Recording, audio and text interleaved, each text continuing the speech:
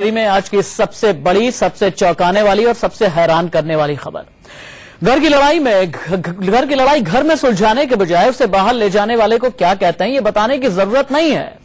अगर घर के आपसी मनमुटाव और झगड़े को कोई मंत्री अंतर्राष्ट्रीय स्तर पर उठाता है तो वो फिर कितना सही और कितना गलत है, ये फैसला जनता को करना है।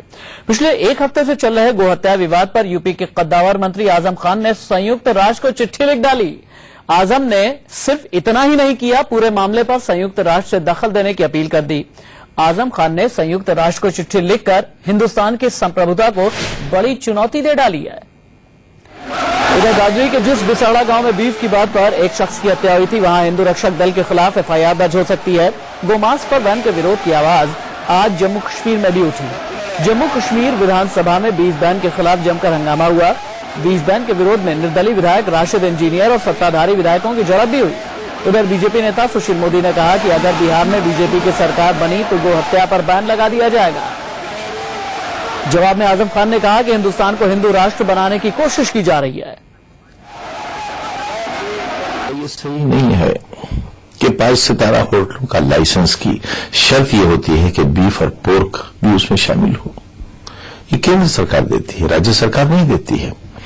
ये कहा जा रहा है कि सब राज्य सरकार इसे नहीं रोक सकती क्योंकि लाइसेंस का हिस्सा है।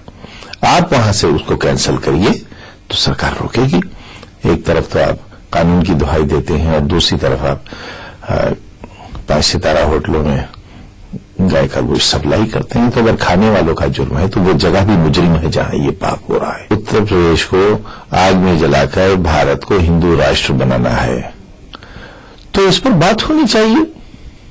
भाई अगर आपको हिंदू राष्ट्र बनाना है तो हम उसे कैसे रोक सकते हैं? तो हिंदू राष्ट्र की बात आ गई है और हिंदू राष्ट्र बनाने के लिए ये भूमिका उसकी तैयार हो गई है। भाई जाहिर है आपकी केंद्र में सरकार है और मोदी जी खामोश है। काट डालो, टुकड़े कर दो, ये कानून के देश में क्या मतलब निकाले हम इसका? जी हम यूएनओ तक ले जाना चाहते हैं। हमने समय मांगा है उनसे मिलने के लिए।